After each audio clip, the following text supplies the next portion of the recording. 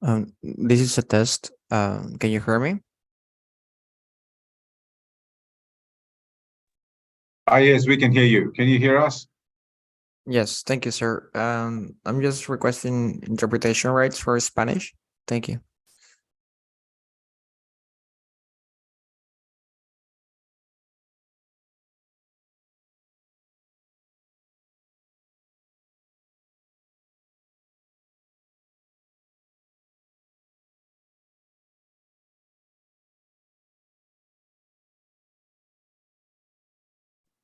Hi, can you hear me?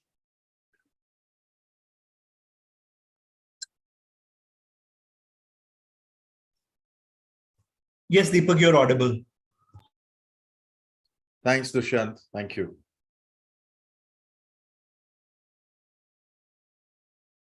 Yeah, it's done.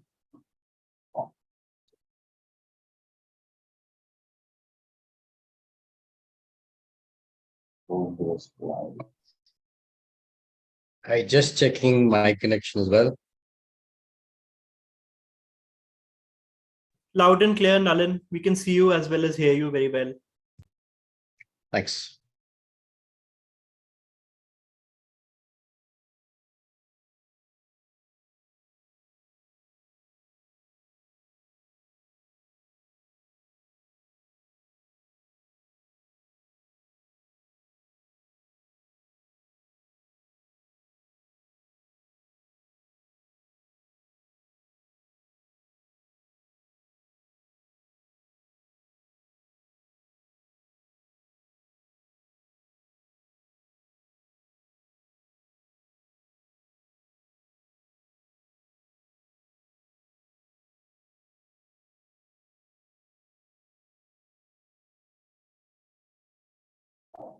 Good morning, everyone. Pragya this side from International Solar Alliance. We'll start in another 2 minutes.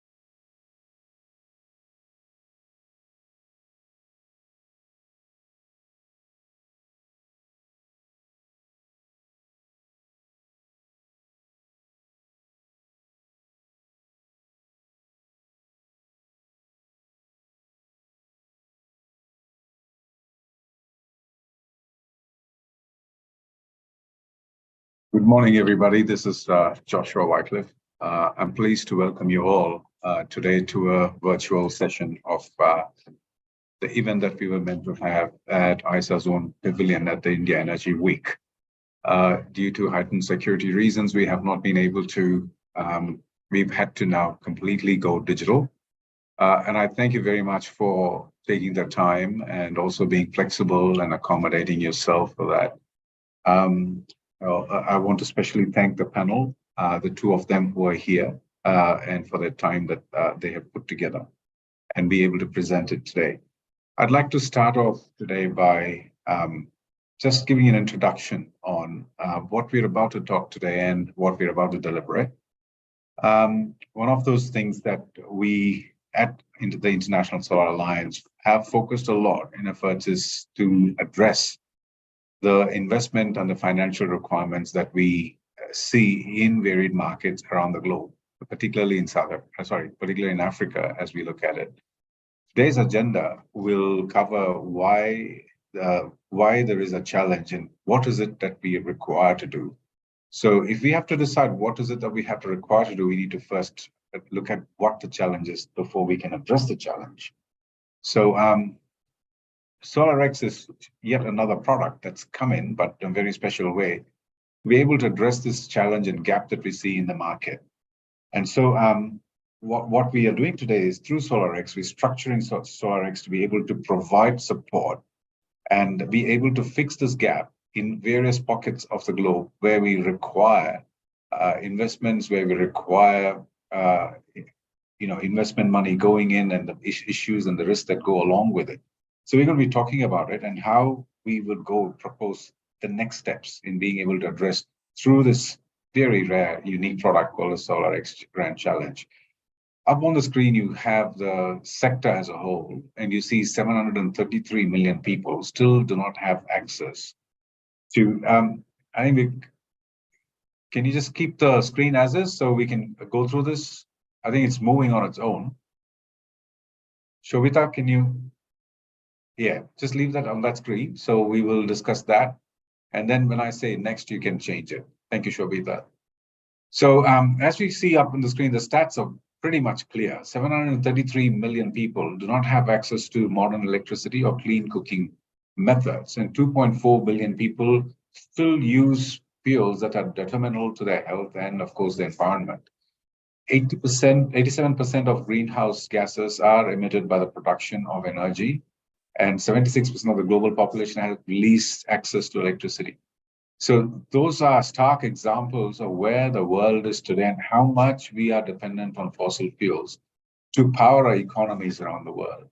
And the more we are now into a carbon lock-in, which means we have locked ourselves into a situation where unless we put in strong efforts into coming out of this carbon lock-in we are in, it's going to be very difficult to walk out of this.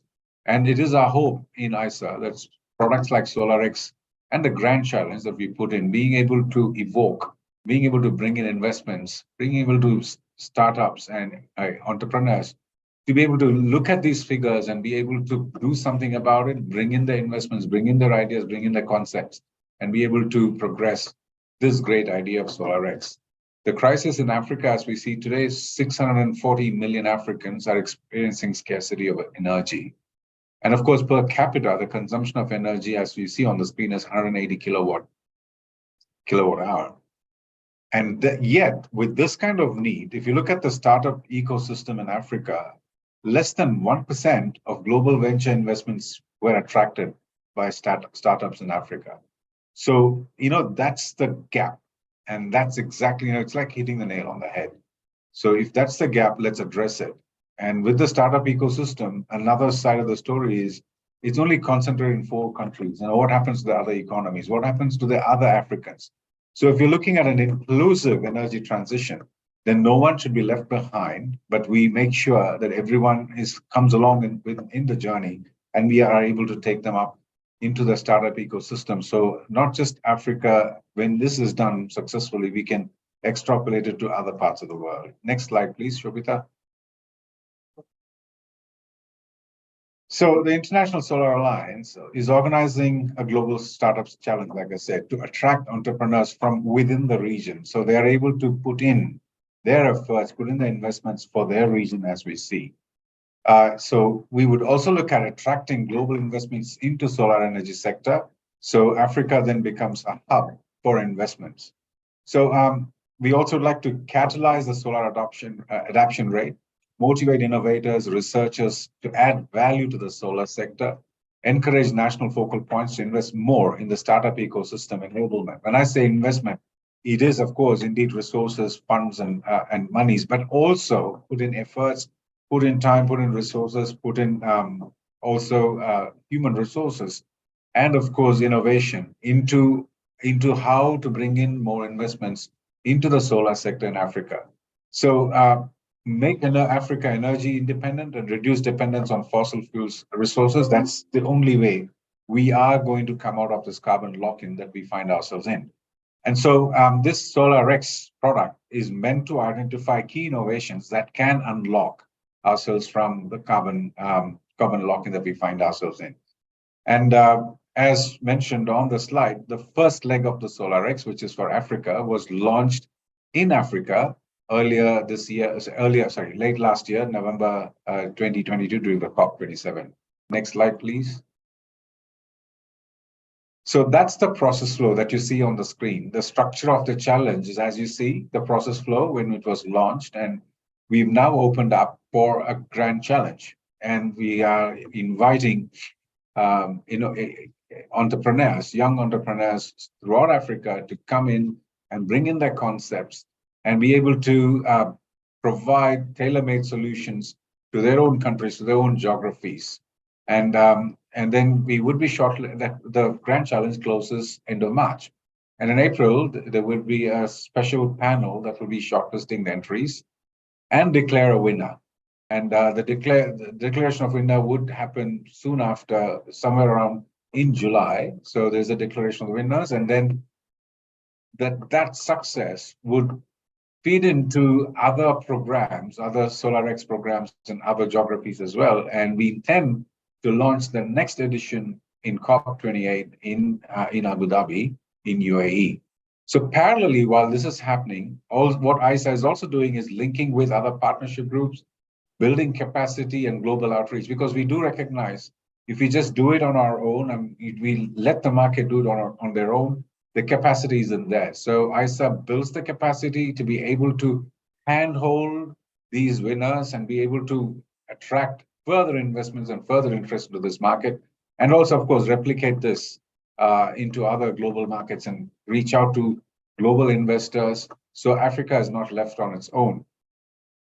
The outcomes, the winners stand to receive prizes, cash incentives, and also we provide acceleration program support, capacity building for these winner startups, and be able to provide them mentorship and access to the African market, be able to facilitate for them the concepts that they have come up with and provide expert input into all the concepts and innovations they come from, and connect them to high value, high net worth individuals and investment groups. Next, please. So I'll just leave it at that for now. So what I will do is we now have a video message from our Director General, who is indisposed at the moment. He's had to attend a G20 meeting where he's presenting. However, he has kindly agreed to provide his video message. So I now request the Director General's video message be played. Thank you. Volume's not there.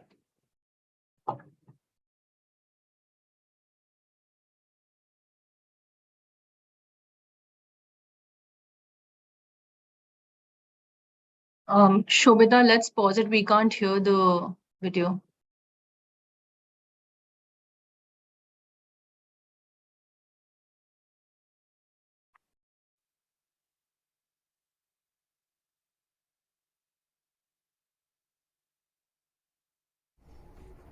Colleagues, welcome to this program at the India Energy Week at the ISA Pavilion, where we are talking of the SolarX Grand Challenge program.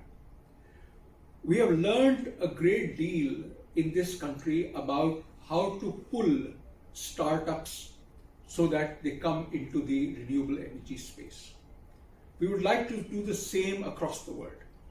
This year, or actually last year at our 5th assembly, which occurred in October 2022, we launched the SolarX Grand Challenge for Africa.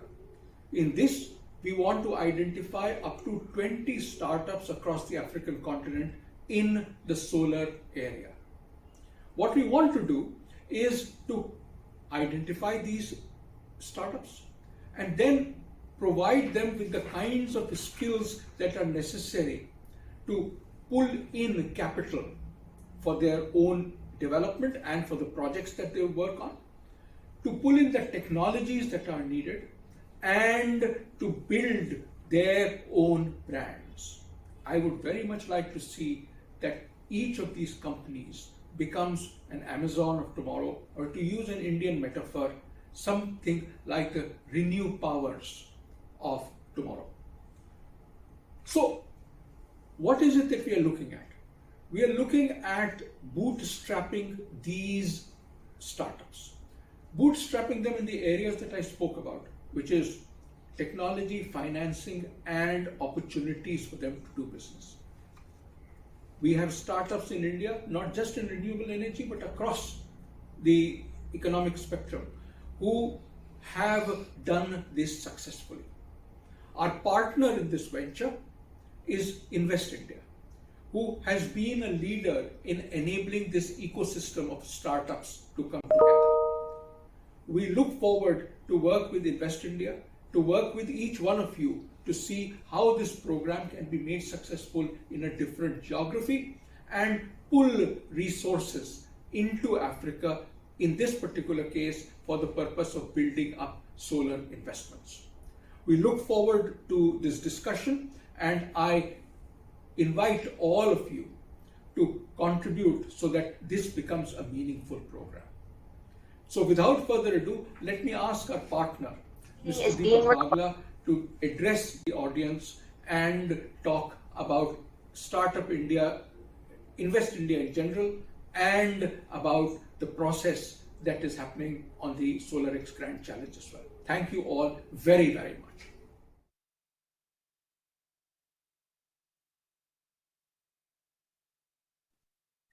Can I request all the panelists and the speakers to switch on their videos? We're taking a little group picture. Shobita, can I request you to take a group picture before we move on to panel one? I think you can just cite 1, 2, 3, and so all of us smile when you take the screenshot. Yes. Okay. Yeah. On the video. Yeah, I think everyone's So there. 1, 2, 3. Smile.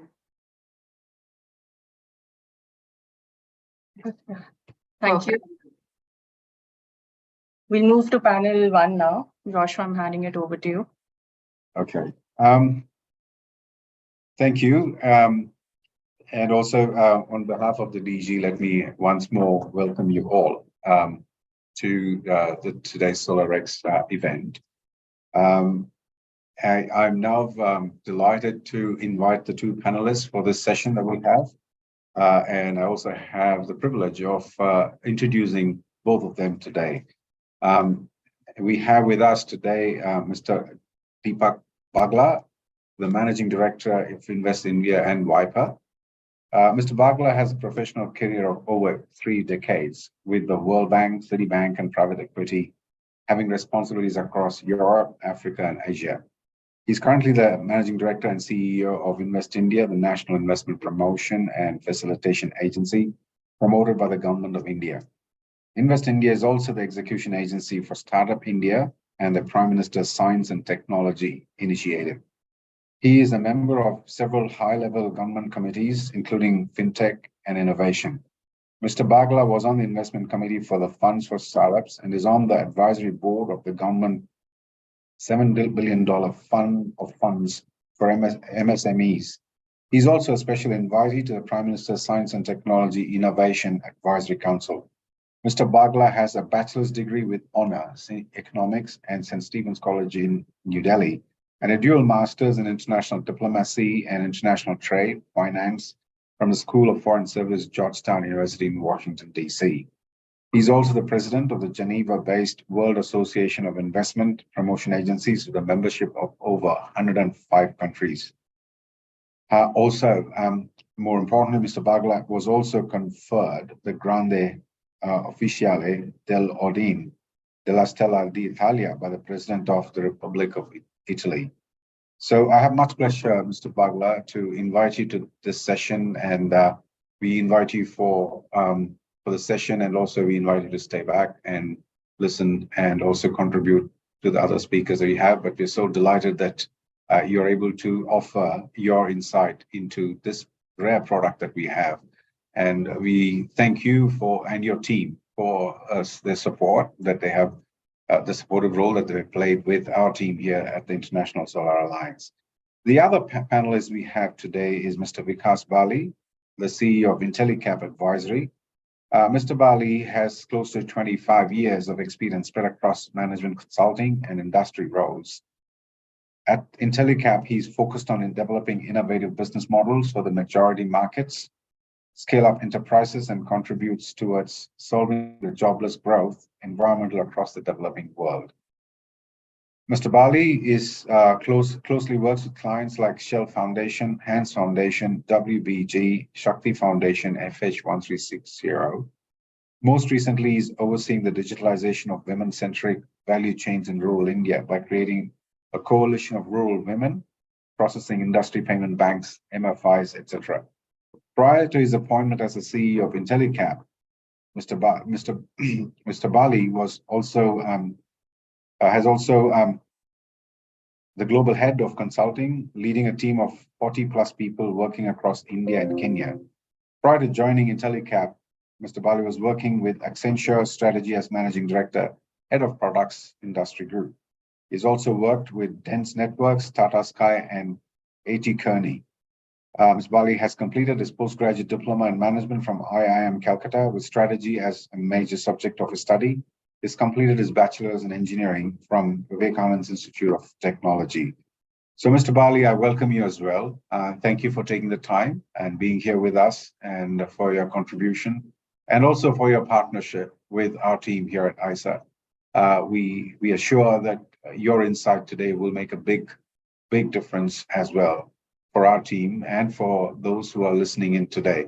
And as we go forward with our rare products, there are two contributions from both of you that Mr. Bali as well as Mr. Bagla would go in being able to provide us not just the support, but also the motivation to take this forward. We're fighting against time, we're running against time. We want to do this quickly, but we want to do it correctly.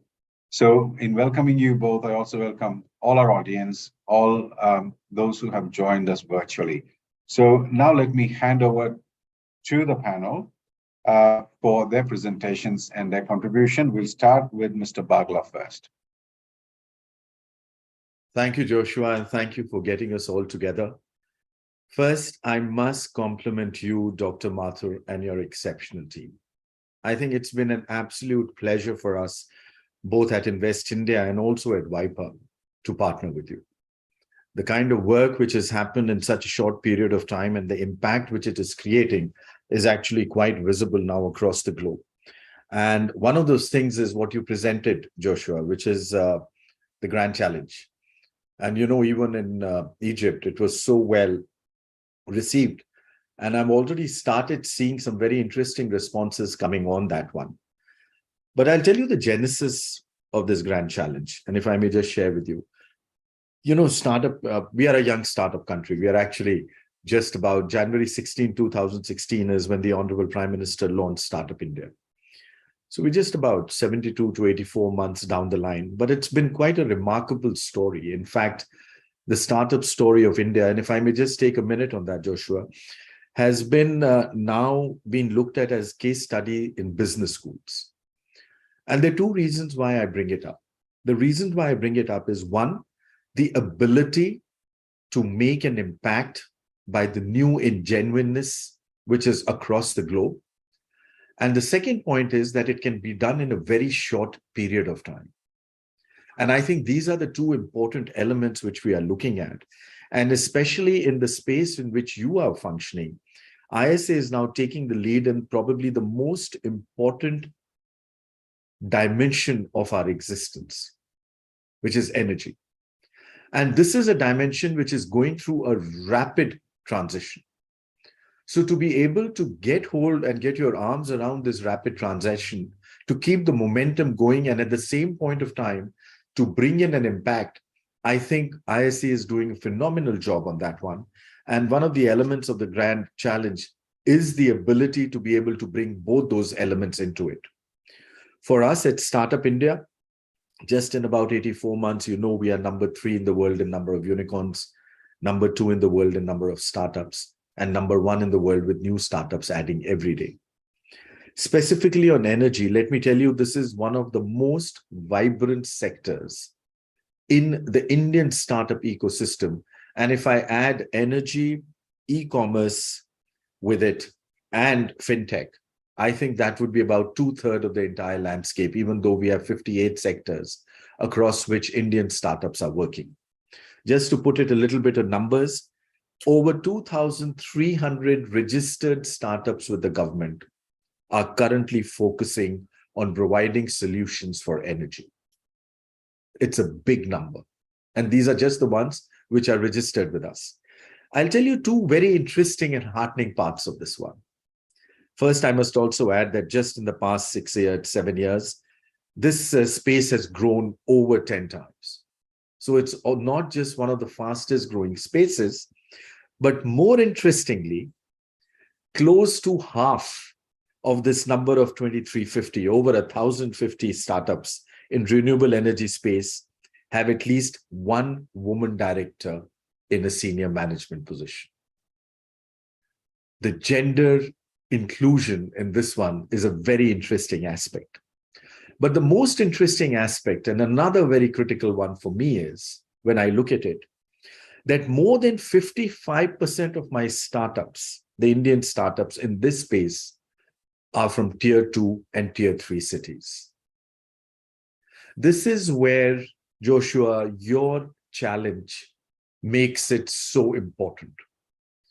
When you are in this position of transition and on a pillar which is so critical to us, it is important to get solutions which are local solutions, which are easily executable, easily scalable, and economical.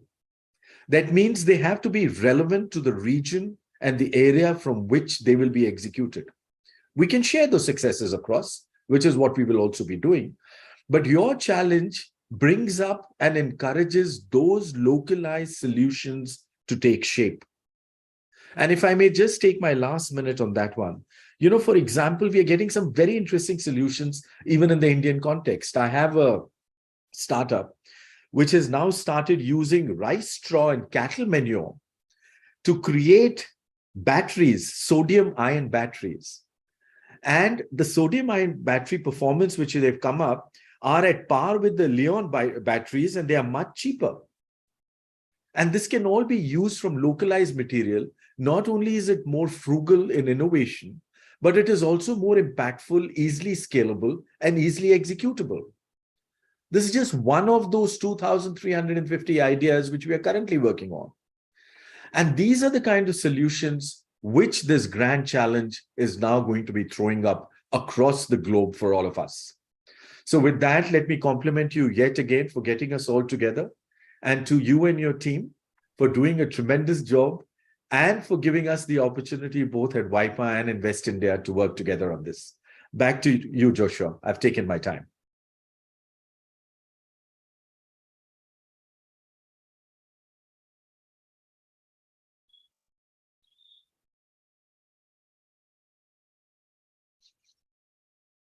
Joshua, I don't think we can hear you. Are you muted by any chance? Shobita? No, I'm just put me camera. I'm not muted actually. I had a glitch and I've just got back in. So I was down for a few minutes. Don't worry. I was just saying good things about the fantastic work you and the team are doing. And we were all clapping and applauding. So you missed out on some very important aspects when the glitch happened.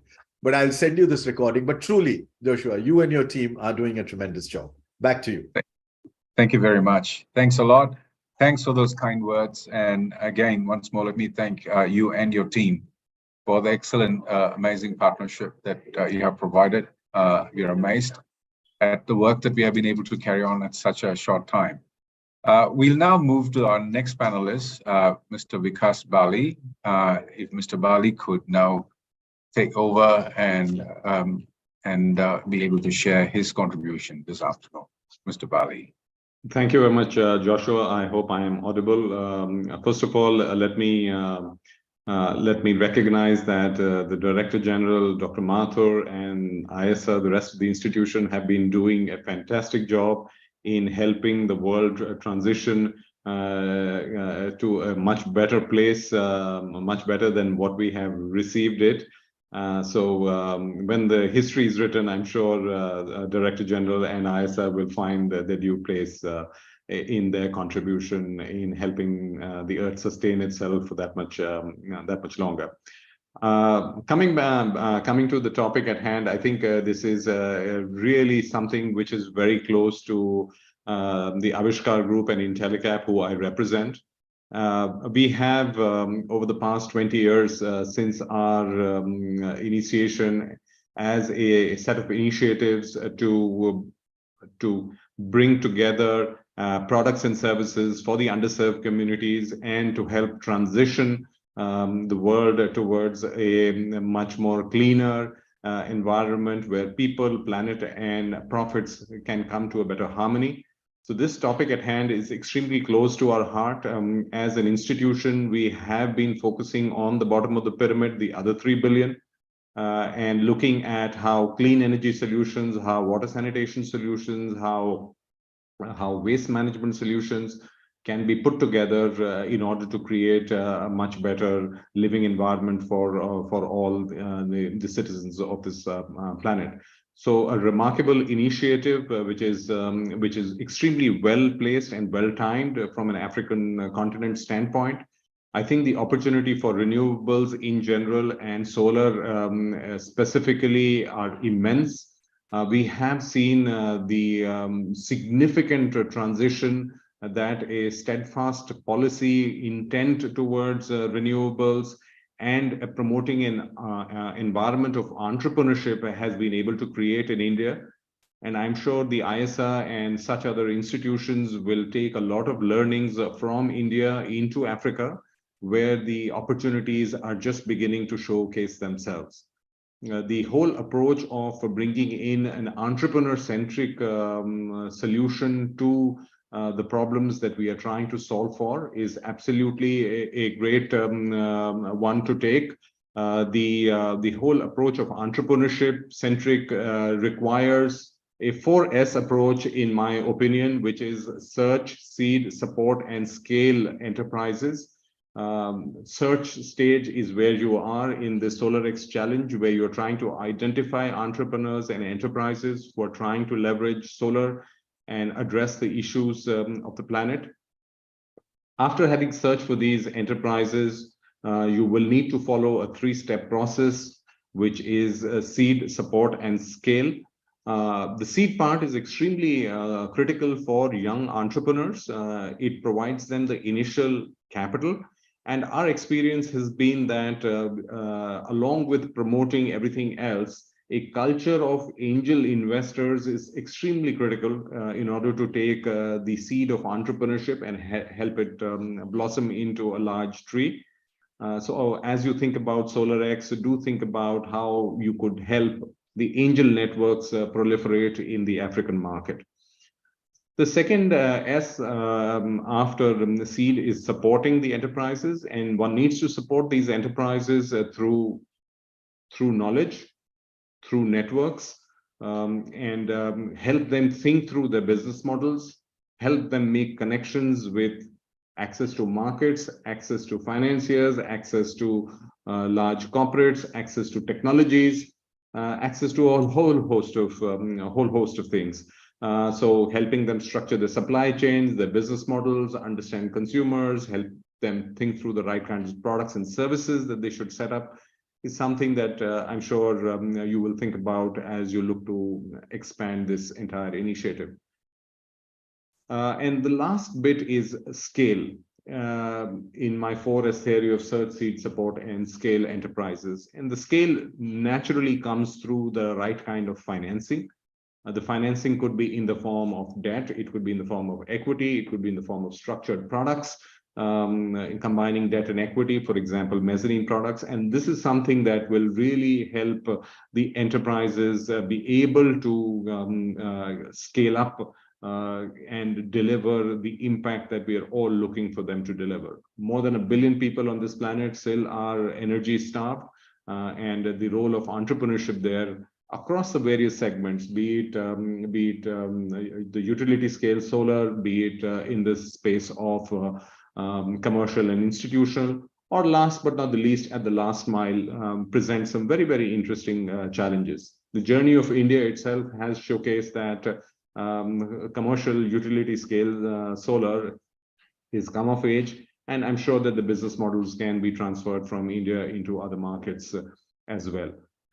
The real challenge lies in the last mile, in looking at problems of adaptation and seeing what kind of business models could develop which would help the transition towards a much better, cleaner sources of energy, and at the same time help local communities be able to create the necessary livelihoods and, of course, the affordability to pay for these energy services themselves.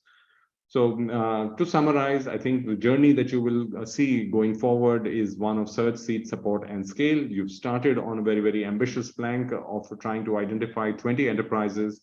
My only words of wisdom would be that look at this not as a sprint, but as a marathon. The Director General has very clearly identified he'd like to see 20 enterprises, and many of them hopefully becoming unicorns. That's certainly a possibility. I think it requires all of us as intermediaries, as investors, as ecosystem participants to try and make sure that we nurture these entrepreneurs with the right kind of capital, knowledge, networks, technology solutions, which will help them scale up. So once again, my best wishes for the SolarX challenge. And I do hope that ISA finds tremendous success in this journey along with its other partners. Thank you very much. Thank you very much, both Mr. Bagla and Mr. Bali. Thank you for the kind words of appreciation towards the work that we have done. We are really grateful for the support and the partnership and the relationship that we enjoy with you. And the two of you passionately spoke about what SolarX can do for India and for the rest of the world. And it's very true. And also with our limited time and with the efforts and the restrictions that we have in terms of global resources, I'm not just talking about India, but generally speaking, we've still been able to, if we are able to make a mark, and that's something something to be admired about. Both of you spoke about how valuable a product like this in terms of also looking at unicorns producing this. One of you said not just looking at it as a sprint, but as a marathon. What I'd like to do is just spend 2 to 3 minutes about a question each I have for the two of you. I said, there's the challenge, it's a grand challenge. And the grand challenge is to face the challenge that Africa faces through this product for Africa for now. Mr. Bagla, this one is for you. So if you are able to say, what are the challenges? You are in the cold phase of being able to look at startups, investment startups. And in this instance, you are working with us and partnering with us and being able to look at where they are, who they are, how do we attract, you're supporting us and talking through various models that you have. What does your team or what do you look at barriers? If you were to do it differently, or if you had more time, how else we could do it differently to be able to overcome these barriers? Joshua, first, I think you picked up a lot of the critical elements in your presentation. See, what is it which our job was when we did Startup India? The first thing was to create the ecosystem. The Honorable Prime Minister said, create a good ecosystem, which means it is not just financial, but is also creating a structure where it can be executed. But most importantly, creating a mindset that people are out here to take risks and to find solutions. So that means it has to be a 360 approach. And that was some of the elements which I saw in your presentation, where from hand-holding an idea to see how it could be moved into a business model, then to see how it can be executed in a proper, viable manner. I think all these three is all about joining the dots. It's about getting the stakeholders together. So I'll give you an interesting one. When I mentioned that 55% of my new startups in this area are in tier 2, tier 3 cities. Now, that is where you are getting the best ideas and solutions, because those are the ones which are in it. The idea now is to bring up that idea with them and then see how to help them envelop and create a business around it and get it executed. And then comes the next part of it, which is where you pick up learnings from there and then share it across the globe. So when you have the Solar Alliance, which you have started with Africa, and then you're going to be taking it across to other parts of the world, this is how this entire development and movement will get initiated. And this is a movement which is what you will see as solutions for the entire globe. So from that perspective, I think you've done it right. Yes, there will always be challenges in seeing how do we attract financing to it. Dr. Mathur mentioned that. How do you create viable business and financial structures? Where do you see that there is a gap financing to bring it in? How do you create proof of concept projects to showcase that the idea is executable? And then most importantly, how do you ground it so it moves across to all the beneficiaries, which are the ones which are looking at those ideas? So it is all about joining the dots, Joshua. And, you know, we also had Vikas mention about that, how they are working across different areas across the globe. I think that is all what we need to pick up. And you are the guys who are leading it. And I think there is so much hope. And I really like the slogan which you all work on. It's one sun, it's one earth, and it's one grid.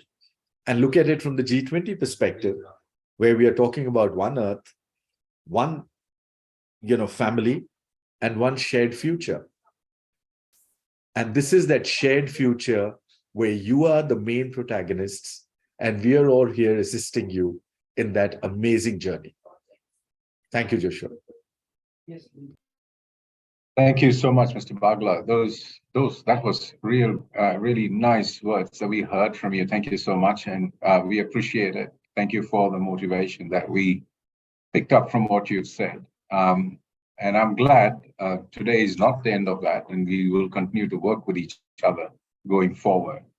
We now would like to go to our next panelist and would like to speak to Mr. Bali. Bali, again, you made quite a few impactful statements that you made in terms of how we could look at improving this, or how we could take care of barriers, how we could resolve some of these matters that we have, like looking at angel investors, and you said knowledge networks and being able to expand knowledge, expand capacity, which is already built into this product. And we also heard from you the need for scaling up, which was another major point that you brought across. So with all this in place, we talk about technology transfer. We talk about North-South technology transfer, South-South technology transfer, South-North technology transfer. In this case, this would be more looking at if India were to support Africa through out of India. Although ICE has looked as an international organization, we could still look at it as South-South or North-South, however you would like to call it.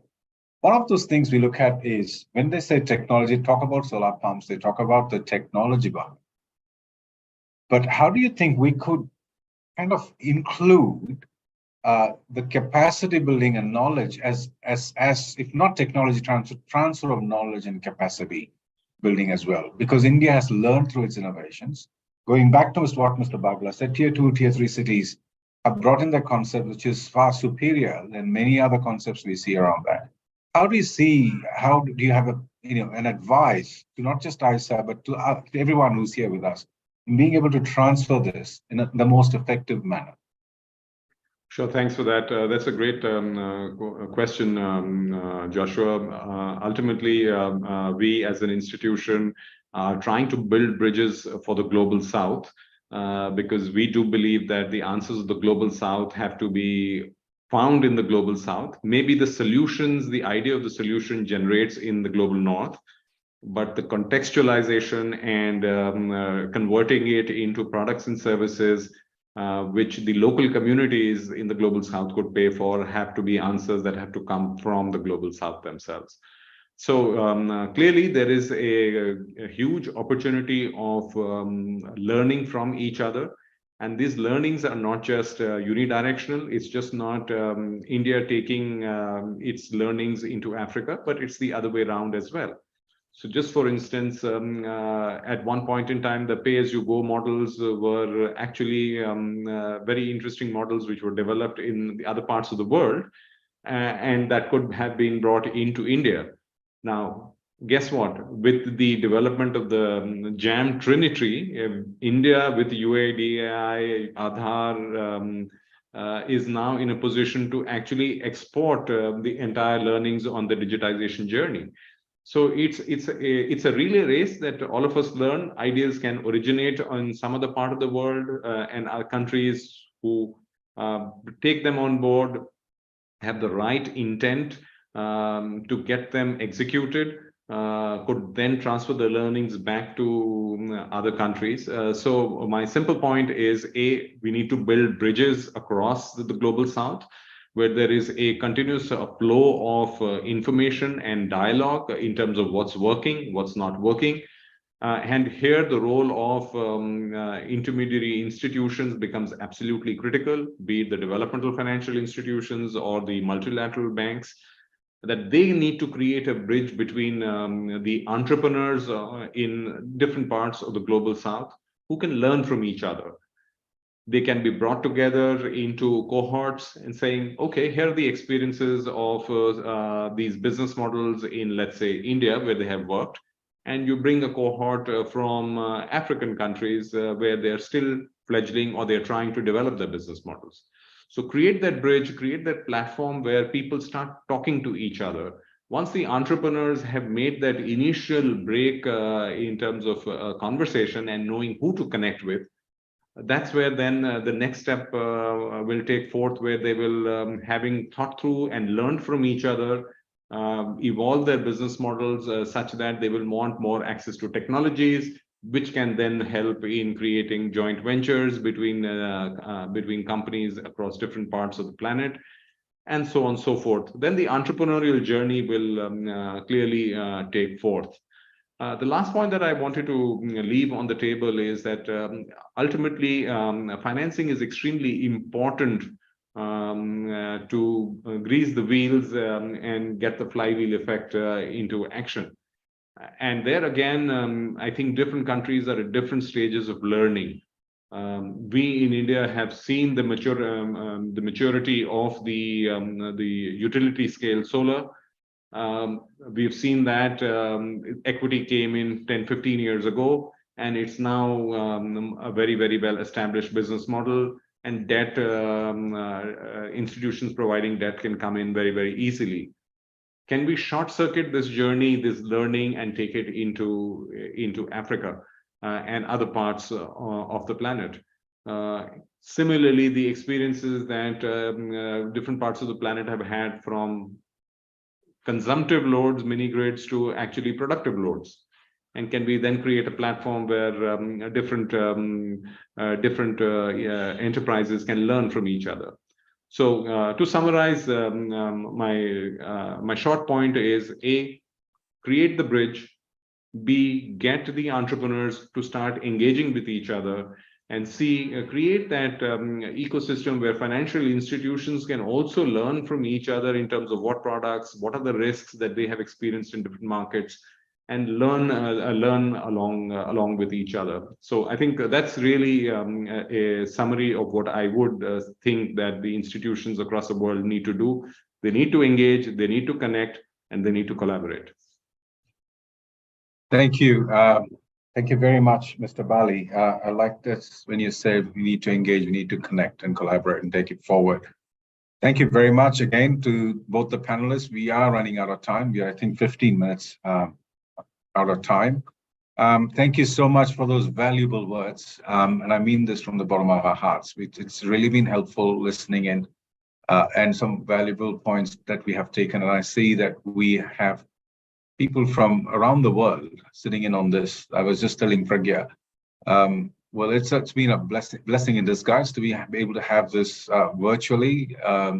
SolarX turns digital. That was what was Pragya's dream. And so today we have been able to achieve that. So I really want to thank all of you. And I understand both the panelists are busy. So if you would want to excuse yourself, you're more than welcome. But if you'd like to stay on, we'd be glad to have you, delighted to have you.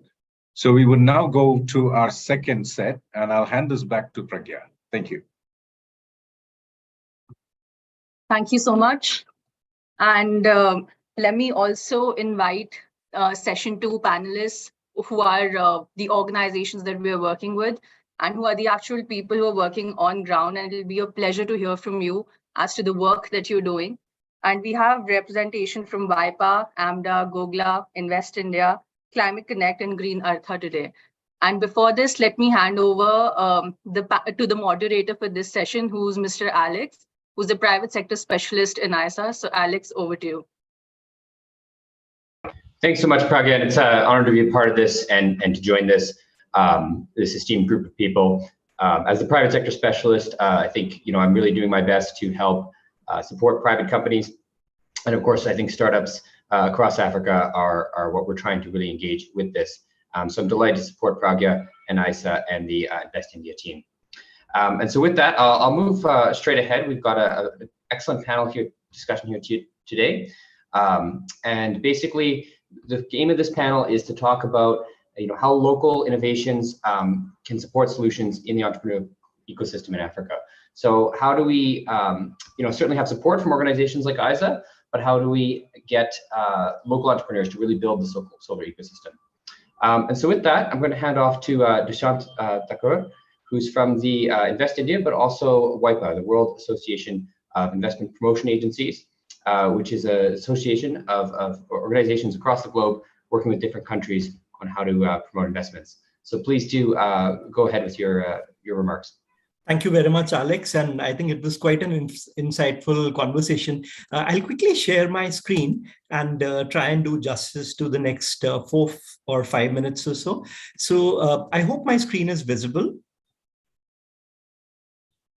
Okay, wonderful. So, the first point, and Joshua did talk a little bit about this in his address, but really the need and the challenge for Africa. I think that's what I wanted to sort of talk about. And, I'd like to turn everybody's attention to the 2022 Africa Sustainability Development Report, which was actually launched 60 days ago.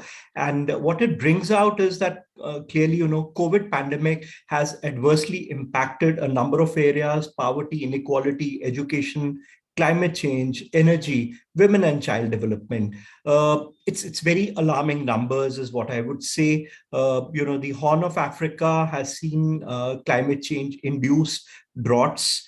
From the 54 countries globally which are facing severe debt, 25 are actually in Africa. This report goes into depth on 5 specific SDGs and brings out 5 specific solutions. But today I thought something which we are all discussing together, which is on promoting innovation and entrepreneurship. And very clearly, there are some beautiful solutions which lie down there. Now, to take it up further, I just thought we'll share a quick video with you. It's actually a case study, and I'd like to acknowledge CNBC and make it for the same. Shobita, if we could just request you to just quickly run. This is a 50-second video, but it will make a lot of things very clear to us. It's a case study,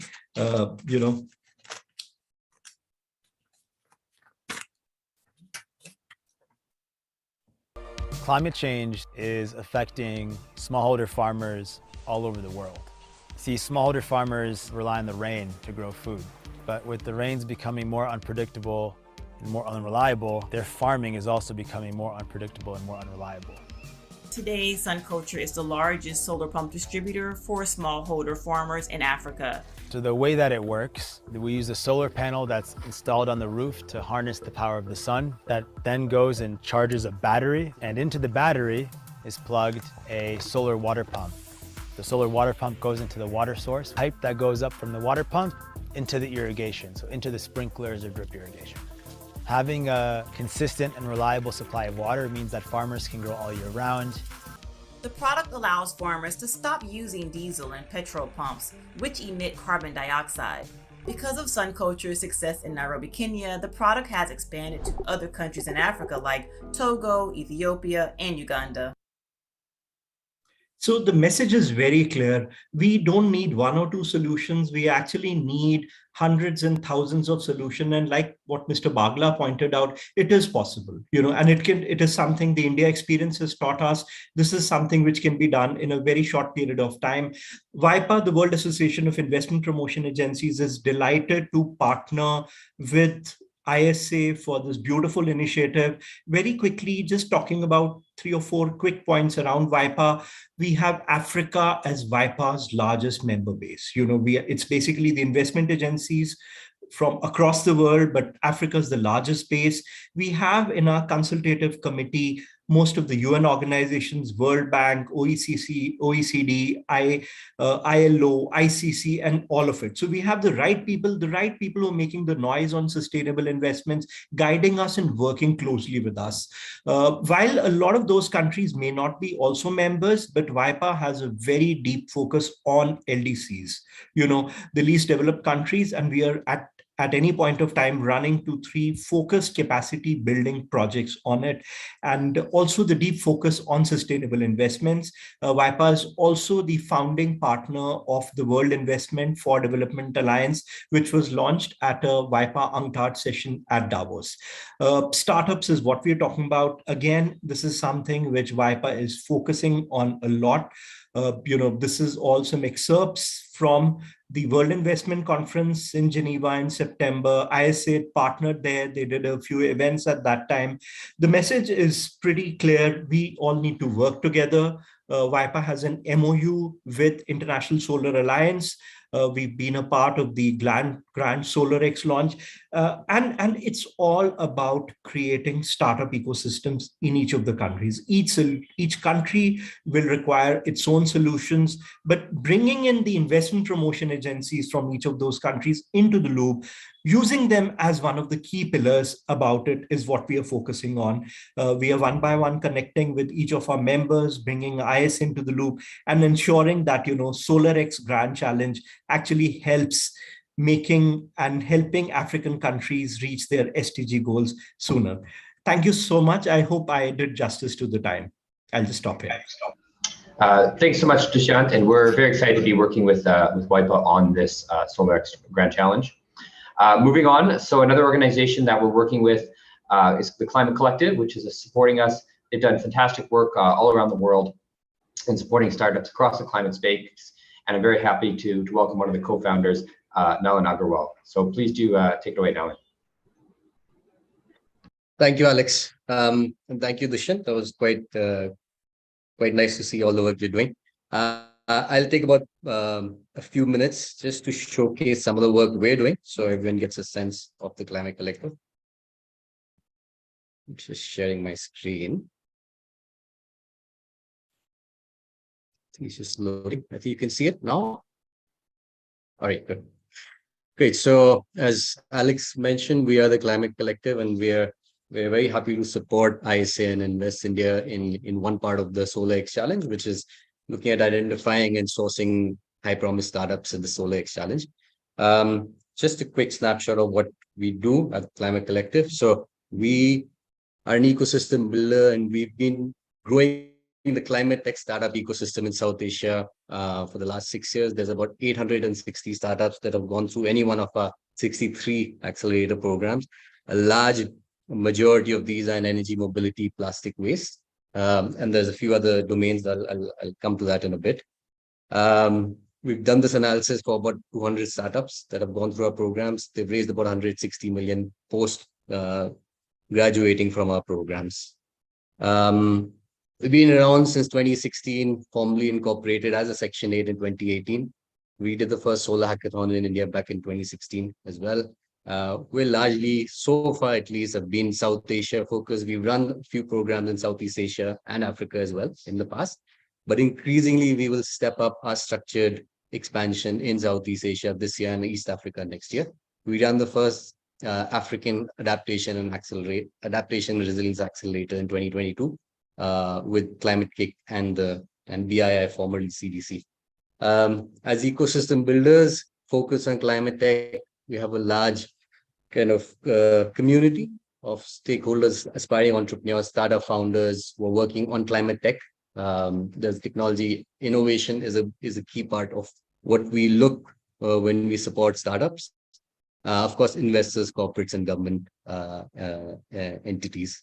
We are ourselves clean tech entrepreneurs. We were solar and wind project developers, built about 84 megawatts between 2010 and 2015. So we've seen the growth of India's solar sector specifically, and there's a lot that India's done pioneering work in terms of the policy environment it created, using free market dynamics, and really creating a sustained and rapid growth of the sector. So I feel there's great work that we did in the last 10 years in solar.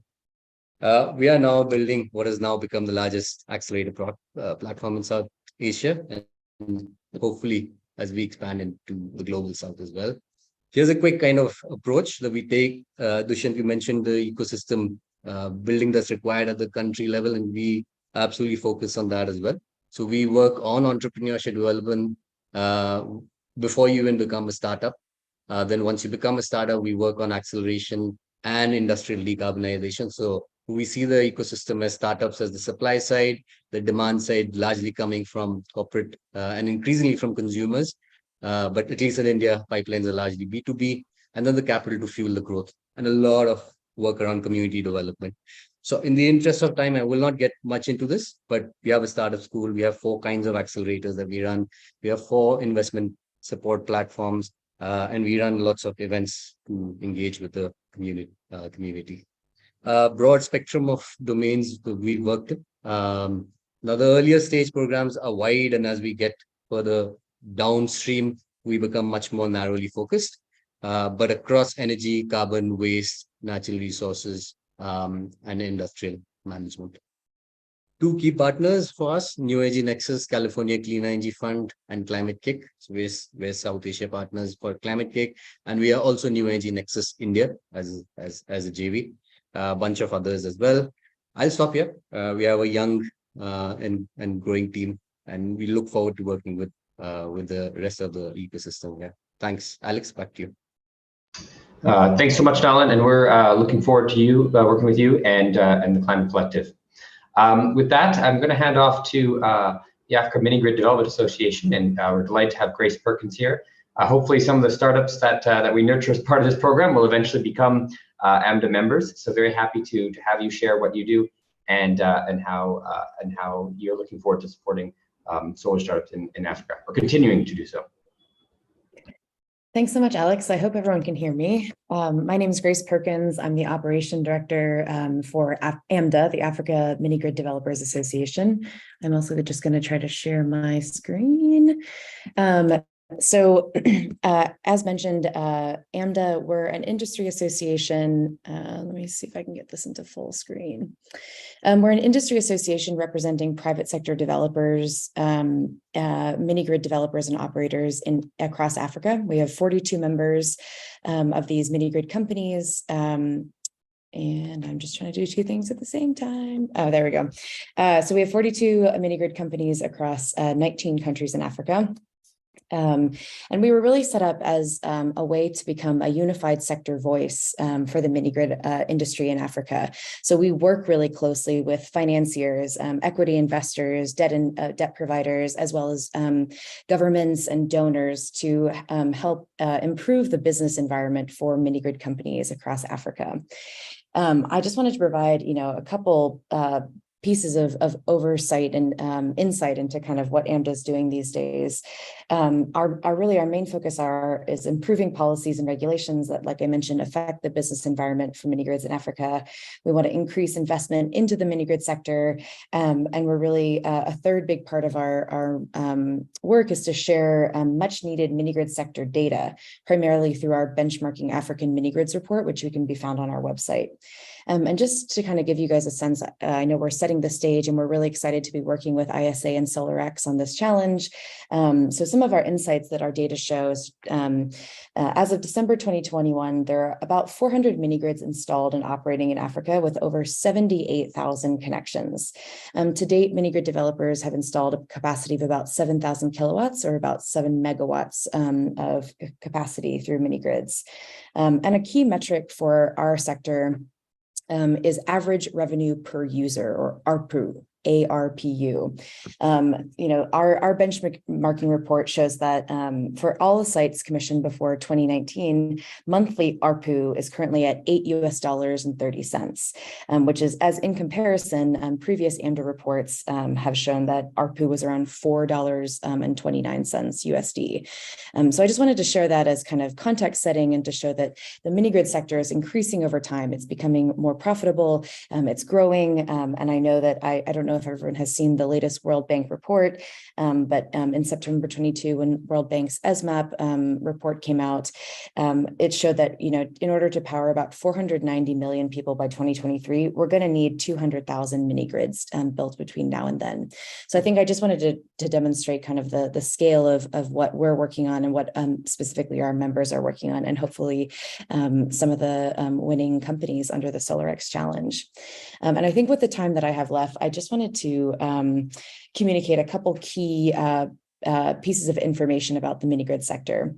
So first, I just wanted to mention that mini grids are infrastructure.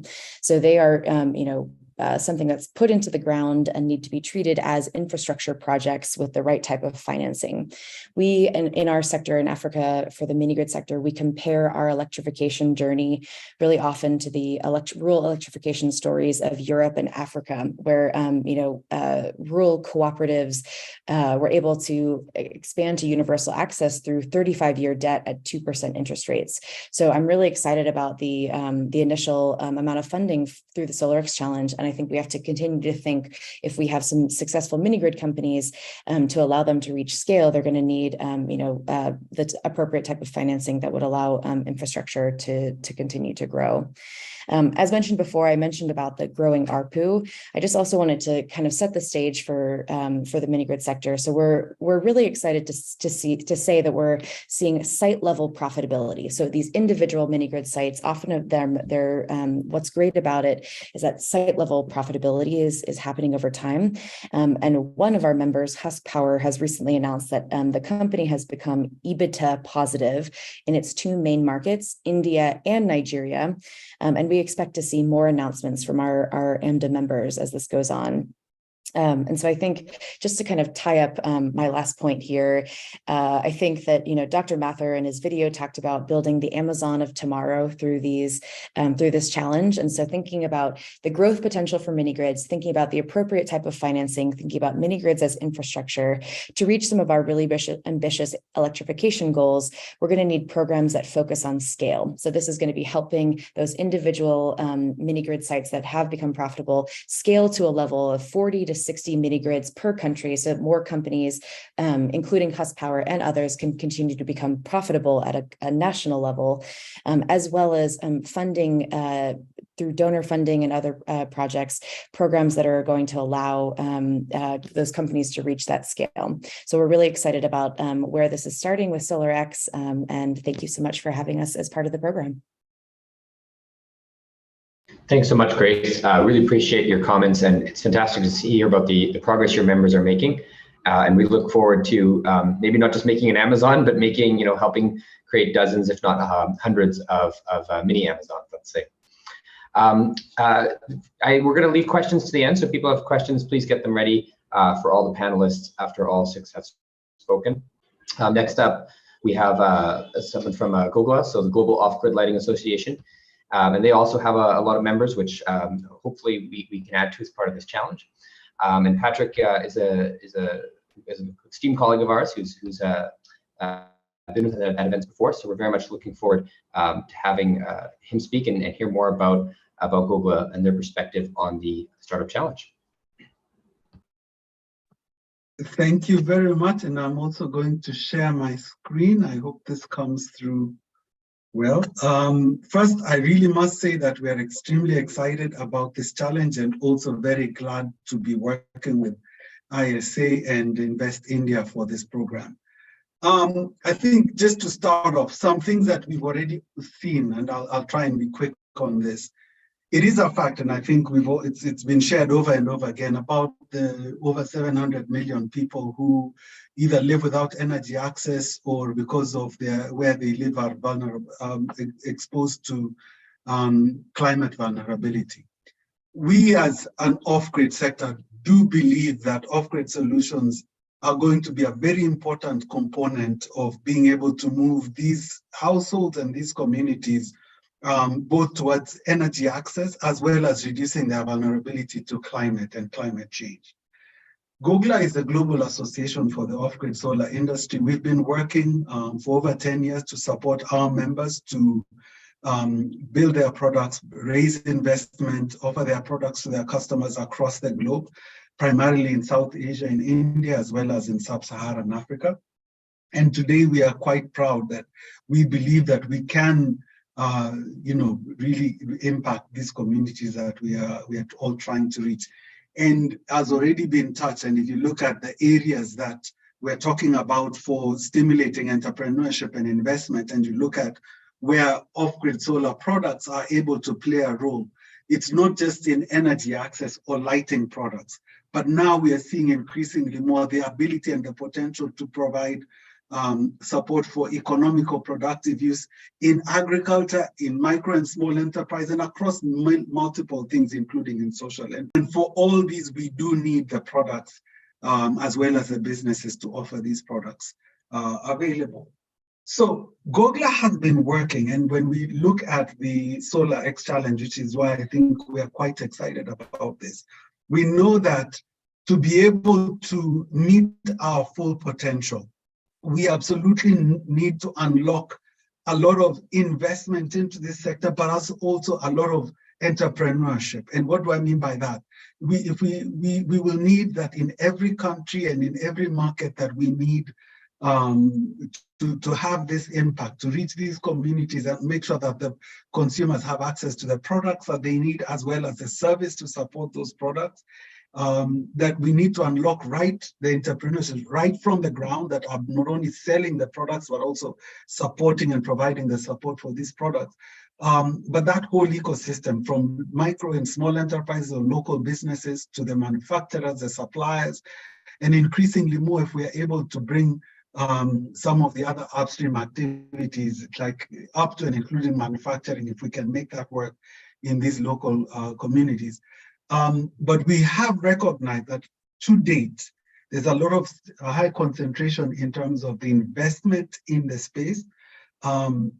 If you look at the current investment has already been shared earlier on, very few companies, less than 10 of the companies that attract investment in our space probably make over 70, 80% of the investment that's coming into the space. And that concentration is leaving a lot of companies behind.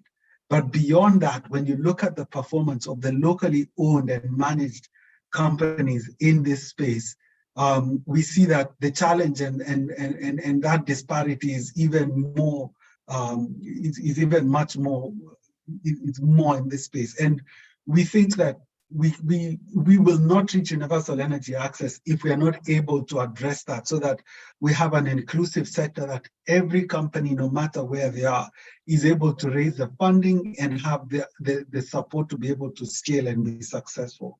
If we're going to make sure that this industry is delivering.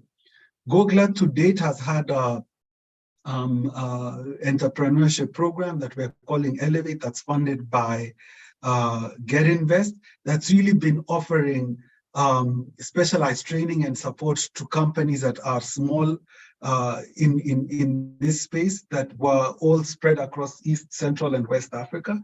We've offered trainings on investment readiness. We've put in place a mentorship network called Lean. And we've been able to provide support for them to come to our forum and to a few other events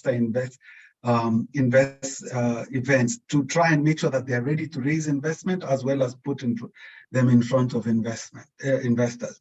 However, this is just a pilot, and it's just reaching at the moment about 20 companies when we need much more, which is why, again, we really applaud the ISN, the SolarX challenge for what it's intending to do. We are really going to be pleased to partner with ISA and Invest India to put this word out, not only to our members, but to the network of national renewable energy associations that we work with across the sub-Saharan Africa, to also be able to engage our government partners that we work with, so that if there's any company, there's any entrepreneurship that has an idea on a product or a business service and business model that with the right investment and with the right support and the right ecosystem around them would be able to really help us to reach further and reach more. So we really look forward to this work. We are going to be partnering with ISA and Invest India, and we hope to see what we can to support and see much more companies ready and able to scale. Thank you very much, and I'll give it back to you, Alex.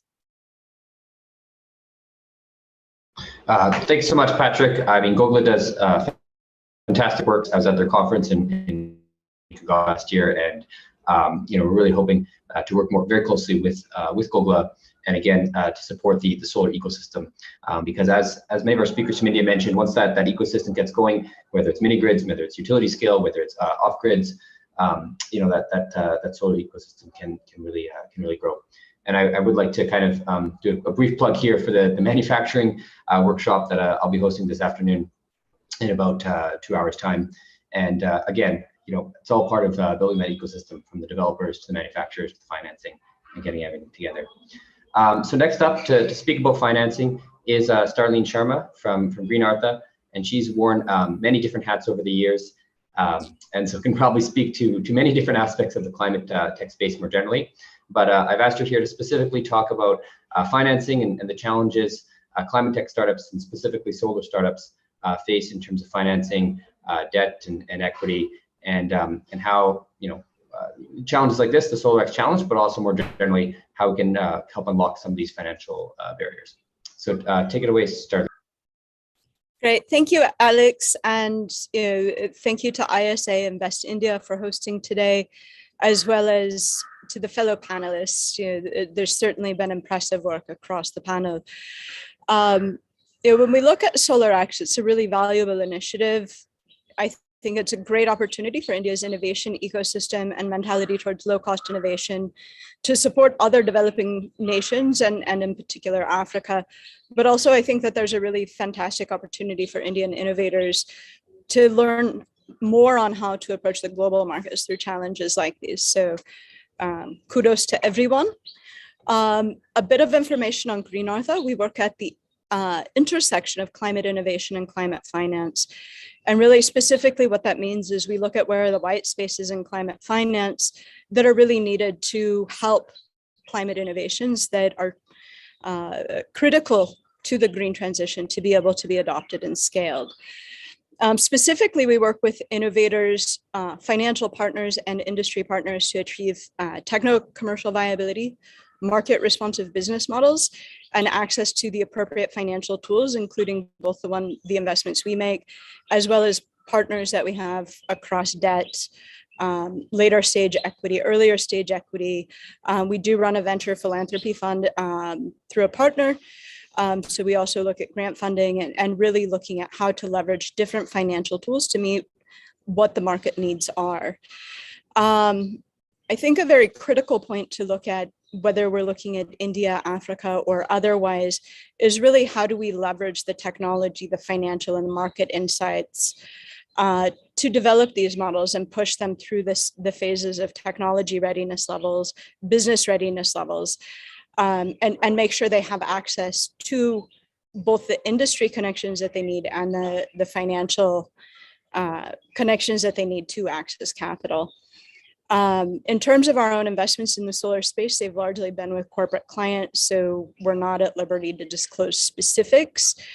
But I do think what is useful to share as we think about how some of the learnings from the market have driven our approach in terms of who we've worked with, on the industrial or corporate financing side, as well as how we look at opportunities. And I think that these are some of the pieces that can be really valuable in terms of thinking about where the opportunities are in India, in Africa, and how models like the SolarX Challenge can provide support to these innovators to really accelerate the speed at which we're adopting both solar and then more widely renewable energy, particularly in markets where they may not have access to grid level power. So when we look at and I've kept these comments very high level. I think there's a lot of experts on the call in that regard. But when we look at off-grid in India, we see that it's so far either largely been corporate deployments or deployments that have been grant funded. When we look at where the opportunities are, we see that there's a really significant need to look at both storage to make sure that power is viable 24/7, as well as to look at low-cost payment mechanisms and productive use business models that are going to make baseload energy viable and make the micro and mini grids plausible from an economic viability perspective. When we look at the productive use business models that support baseload consumption, they really are critical in some of the pieces around making the mini grids and microgrids viable. And so we do see that there's very likely going to be not just a need around supporting the solar startups themselves or the renewable energy startups or grid micro and mini grid startups themselves, but really taking that ecosystem approach and looking at what are the other business models that can, and there are certainly productive use solar businesses, whether that be irrigation, as had been mentioned earlier, solar cold storage and so forth. But we also see that there's opportunities around using energy for localized businesses that can create wealth in their communities, and through that drive the economic viability within communities to be able to pay the levels that are needed for solar to be adopted. And so from an ecosystem perspective, we do see that that is very likely to be needed.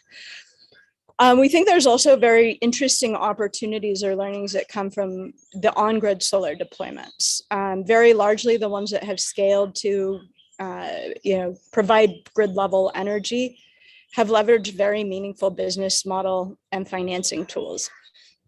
And we see that that's also going to be very critical when we're looking at startups, not only in India, but startups in Africa that are looking at off-grid models. We've also seen that many of the off-grid companies that have been successful, like Husk, have used very interesting models to both adapt their business model as well as to leverage finance from the larger financing community. We very often see that solar is a mature technology and it's a low margin commodity. So there are models that have worked in India around reverse tendering for the grid scale. But we've also seen that the adoption has been driven by technologies that can dramatically lower costs, or can be supported by technologies that can dramatically lower costs of operation or increase productivity. And so we would see that that would be where opportunities are. From a financing perspective, the biggest issue is you have to understand the risks associated with adoption and fundamentally look at the economics for adoption. When a mini grid, microgrid, or large scale grid utility solar power producer is looking at adopting new technologies, when there are still significant risks in a very low margin business, these types of adoptions can spell the difference between longer term business viability and not. And so we do need levels of validation and testing, or that techno-commercial validation piece, to come into play. We also need very clear economics to aid the adoption. And these are really some of the pieces that both debt funders in particular look at, but also equity funders look at when they're looking at what can we support and fund in terms of the support technologies that are coming to the market. So I think that those would be some of the big high level thoughts in terms of where we would see opportunities from an investment perspective. We fundamentally think that there's a very significant need for financial innovation. And we've seen some very interesting financial innovation, not just from groups like Husk, but there's also Cross-Boundary in Africa that's demonstrated a great model for using structured finance to aid the adoption of solar, both in microgrids and in larger scale. We think there's really significant need around making capital available and working with capital providers to understand how different business models can work over time. And that really is a piece where innovators need to be upskilled around their understanding of finance and how different business models have worked within their larger ecosystem, as well as financing providers need to be educated on how these models work. And that will really be critical in terms of aiding the adoption of business models that make the adoption of solar in countries like India off-grid and Africa off-grid much more viable. And I think that it's also why we've probably seen, I don't know the exact acronym that was used before, but that shift in economics from $4 to $8 for the grid hours. There's a significant need for better access to asset financing. And again, that's where we're going to need some models around financial innovation, because venture capital doesn't traditionally support these models, and debt really needs to see consistent cash flows to be able to support models coming in. And so there is a need for the types of capital that is going to take this high risk.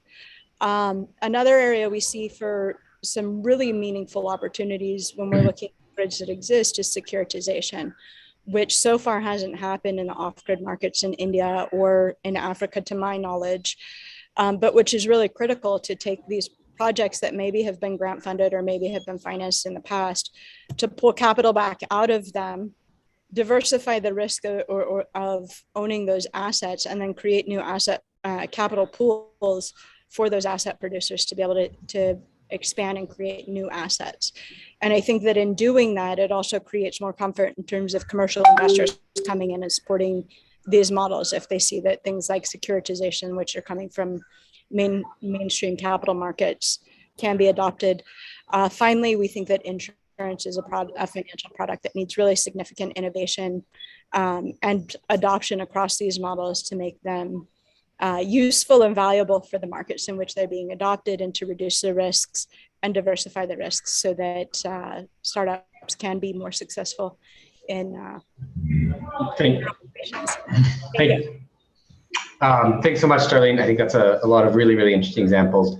And we're looking forward the later phases of this competition. Obviously the grant is part of it, but then how can we help these companies think through how they're going to access financing?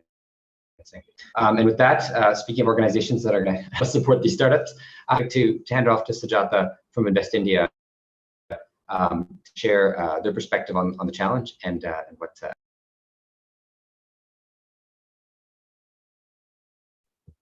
Thank you, Alex, and thank you, the panelists. Before I want to talk about how Invest India is actually helping in mobilizing investments in solar, I would like to talk about two of our Government of India flagship initiatives, which has helped us to understand the space of startups and innovations, and also the opportunities and challenges in solar investments. Incidentally, I also take pride in saying that both these flagship initiatives are hosted by Invest India.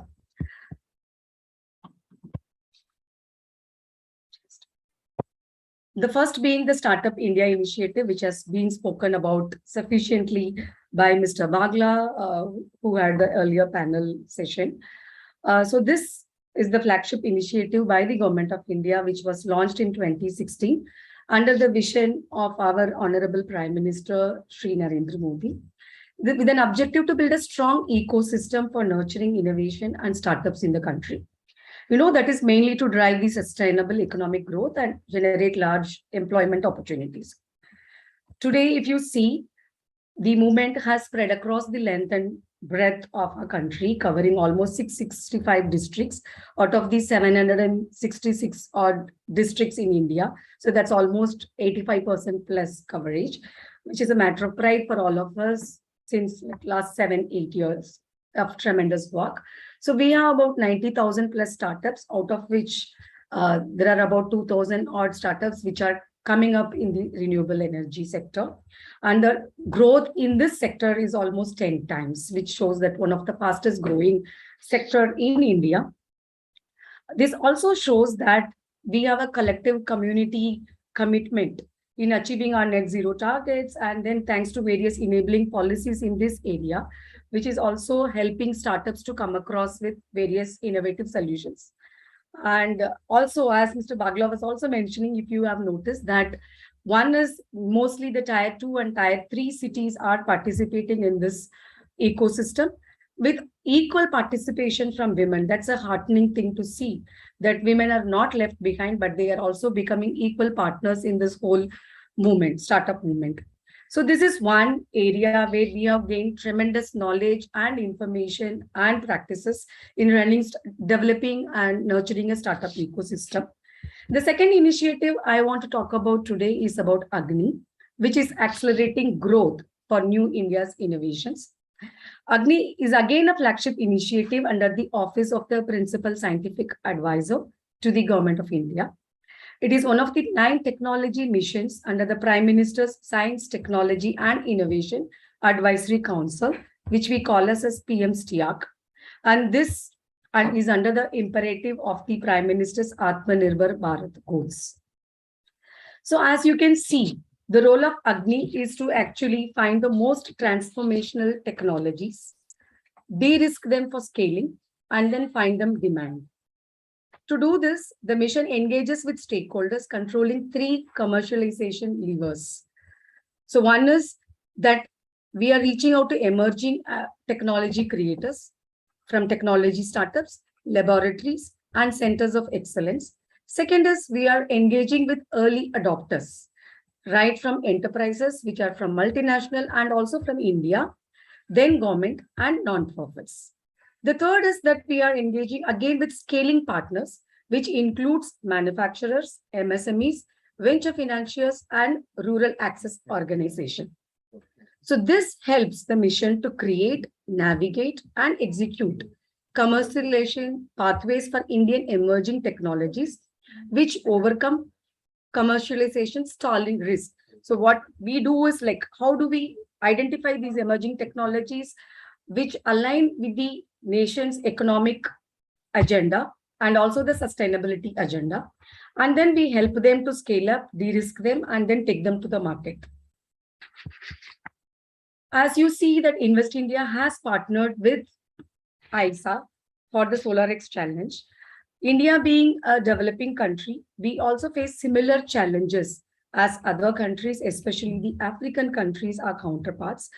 And we have also built a robust startup ecosystem and an innovation ecosystem for the last few years. And this is the learning we are looking forward to taking to across all our partners across Africa. One is we are currently holding the WIPA presidency, which is the World Association of Investment Promotion Agency. Second is also India being the G20 presidency this year. So where we are engaging with all the IPAs, the investment promotion agencies of the G20 countries as well. So first is the challenge itself, where we are the lead partners with ISA, and we are very glad to be taking all our learning and our best practices across our partner countries. We have also built, the Startup India has also built 16 international bridges. So I remember one of the earlier panelists who was talking about how do we create these bridges and sharing our knowledge, collaborating with each other and enabling each other's ecosystem to develop together. So we have already created 16 international bridges, and we are looking forward to creating more where we work one-to-one with each of the partner countries. On the WIPA platform, we have already had a couple of startup master classes with the IPAs and with our counterparts across these countries. Under India's presidency, we already have a formal engagement group, which is Startup 20, where we are working with all the relevant stakeholders and trying to create an enabling startup ecosystem. The next one is we are also engaging informally with the IPAs of G20 countries, where we have identified clear actionables. And one of the actionable is to create sustainable investable projects among the member countries. We have identified common challenges And we are also creating a digital platform which will enable these startups and innovators to come and showcase their projects to investors. Also reach out to partners in other countries, in other geographies, in terms of scaling up, in terms of technology partnership, and in terms of other relevant framework and toolkits. So that's the aim, and we are continuing to work with each of them in all relevant areas. And we hope we are able to share our knowledge and our best practices across the member countries, and also in the process learn for ourselves. Thank you, Alex. Back to you.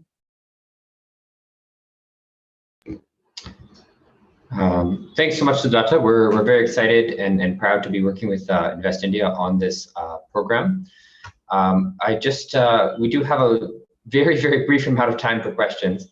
So if there's any questions from the audience, could we please go ahead now? And if not, I guess my one question for any of the panelists is, what do you think is the biggest challenge facing solar startups in Africa, and how can we help overcome them? And by we, I mean SolarX, but also we as in kind of the broader community.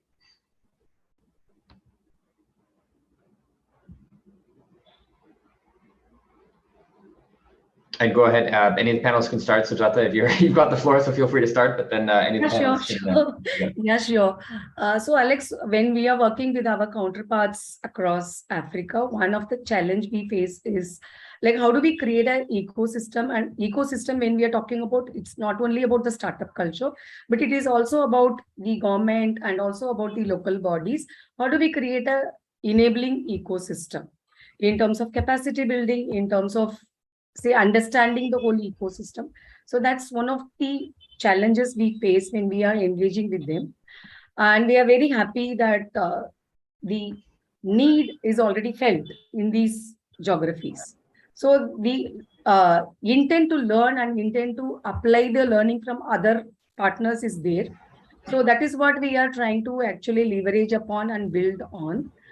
Because as per our motto of the G20 presidency, which talks about Vasudhaiva Kutumbakam, we want to take along everyone so that we are able to achieve the SDGs, because nobody should be left behind. So that's the intent. So we are committed to that. One point, if you permit, I'd like to talk about, and this is coming from some of the past work which I've done, in outward investments from India into Africa, having interacted with a lot of companies there, and this, we are also talking about technology companies, but also, food processing and other sectors. What they said was, when we look at Africa, each country has its own policies and things which need to be worked out. So I think the regional economic communities are very much there, but how commonalities of standards, be it labeling requirements, I'm sure the Africa Continental Free Trade Agreement is something which is going to be helpful. But the power of 54 countries coming together, we're really looking at something very powerful. And I'm sure the path is on for that. But that can be one big thing. If that can happen over the next few years, it'll be a big thing.